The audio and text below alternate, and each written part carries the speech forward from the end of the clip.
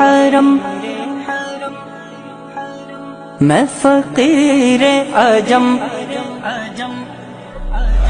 تو امیر حرم میں فقیر عجم تیرے گن اور یہ لب میں طلب ہی طلب تو عطا ہی عطا تو کجا من کجا تو کجا من کجا تو کجا من کجا اللہ کا نام لے کر جو بڑا مہربان نہایت رحم والا ہے، وہ جو نہایت مہربان ہے اسی نے قرآن کی تعلیم فرمائی، اسی نے انسان کو پیدا کیا، اسی نے اس کو بولنا سکھایا۔ یار دنیا میں دو بستیاں ہیں، جنہوں نے وہ نہیں نہ دیکھی اس نے کچھ بھی نہیں دیکھا، ایک مکہ ہے اور دوسرا مدینہ ہے۔ اللہ سے دعا کرے اللہ ہمیں ان بستیوں کی بار بار حاضری نصیب فرمائے۔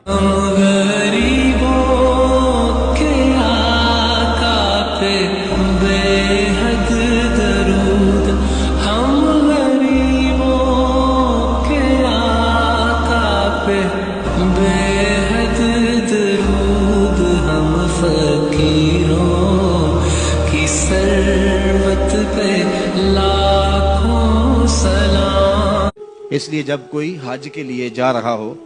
تو مستحب یہ ہے کہ جانے والا لوگوں کو مل کے جائے، رشتہ داروں کو، دوستوں کو، اگر اس کے پاس وقت ہے، فرصت ہے، حالات ایسے ہیں تو وہ جائے اور جا کے جتنے لوگوں کو ملا جا سکتا ہے، اگر کسی سے زیادتی کی ہے تو معافی تلافی کروا لے، ان کو مل کے جائے، اور جب وہ واپس آئے تو لوگ اسے ملنے آئے، اس لیے کہ یہ اعزاز ہے کہ اب اس کی آنکھیں دیکھیں جس آنکھوں نے کعبۃ اللہ کی زیارت کی ہے، اس کی آنکھوں کو دیکھیں جن کی آنکھوں نے جمال گنبد خضرا دیکھا ہے۔ تیری رحمت کا طلبگار ہوں مولا، میں بندہ عاصی ہوں عطا کار۔ تمہاری محفلوں میں ہم بڑے بوڑھے ضروری ہیں،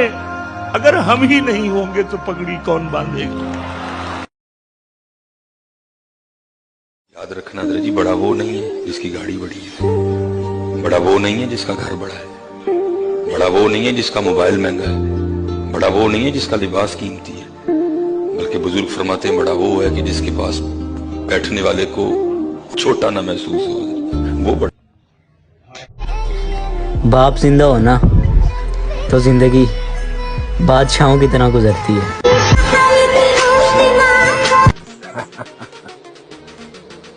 ہم پہاڑ کے لوگ ہیں بچے،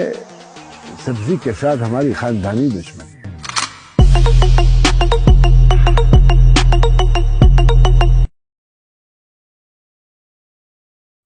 الله د روزي شي نن زه ښه صحتمند یم او ښه په غرجو کې یم. نمکین مې نن ویله ده، سره دال وا مې ویلې دي، دا چکن ولا شوروا مروا و هغه مې ویلې دو، ګایې مایې هغه مې ورپسې وویل، مستې وې هغه مې ورپسې وویل، ښه چربش کې او ښه تیاري مې کړې دو کرک بچاو دې پورا. اور لب لب